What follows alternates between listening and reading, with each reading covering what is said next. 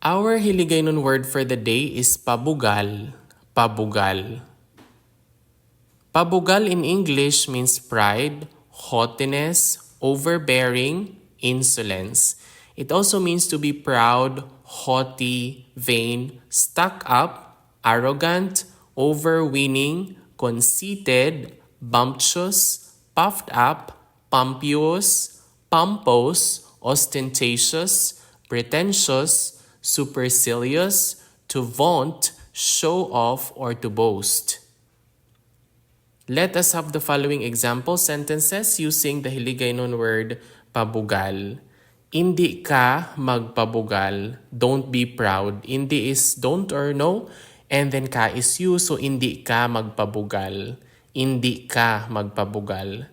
Nagapabugal siya. So he or she is getting proud, is showing off, or is giving himself or herself airs. So siya is he or she, it's gender neutral, nagapabugal siya.